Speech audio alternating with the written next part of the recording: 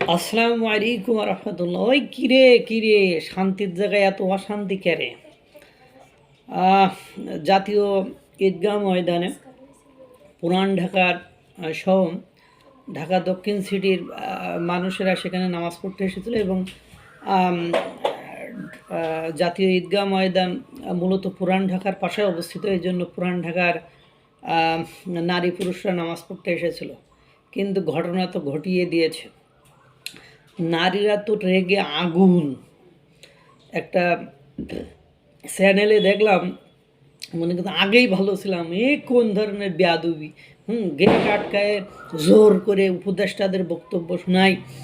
আমার বাচ্চারা মানে হার্ট অ্যাটাক করে মারা যায়। এক বৃদ্ধ মহিলা তো হার্ট অ্যাটাকই মানে মানে স্ট্রোকই করছে। এ কোন ধরনের মানে বেয়াদবি!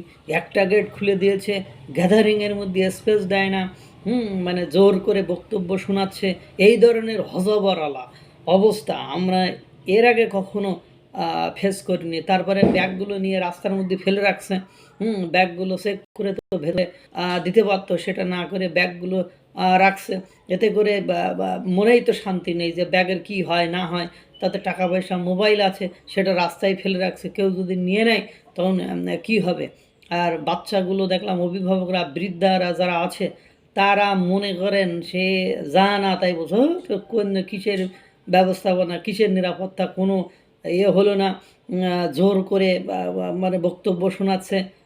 মানে এরকম আমাদের বলতেছে আমাদের জীবদ্দশায়, আমাদের জীবনে আমরা এরকম ঈদ কখনো যাপন করিনি, একদম অস্বস্তিকর, বিরক্তিকর। মানে এই ধরনের ব্যবস্থা আমরা দেখিনি।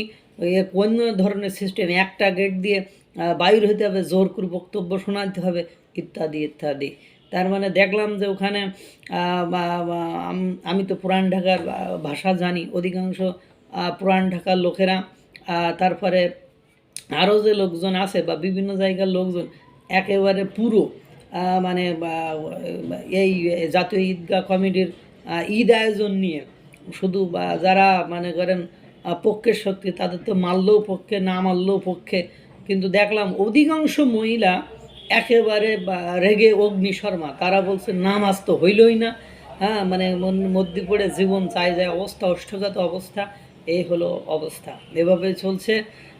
তাহলে বুঝতে পারতেছেন কী অবস্থা। ভিডিওটা দেখলে আপনারা বিভিন্ন চ্যানেল ঘেটে দেখেন, ভিডিওটা দেখলে বুঝতে পারবেন কী একটা বাজে অবস্থা। এবং নারীরা মনে করেন তো, মহিলারা তো মনে ক্ষেপে আগুন, মানে তারা কি বলবে ভেবে পাচ্ছে না। কই আমাদের 1 ঘন্টা ধরে আটকায় রাখছে, 1 ঘন্টা ধরে আটকায় রাখছে, গেট খুলে নেয়, 1 ঘন্টা ধরে আটকায় রাখছে। কি একটা অব্যবস্থাপনা, ইত্যাদি ইত্যাদি। আল্লাহ তাআলা সকলকে ভালো রাখুক, সুস্থ রাখুক। আসসালামু আলাইকুম ওয়া রাহমাতুল্লাহ।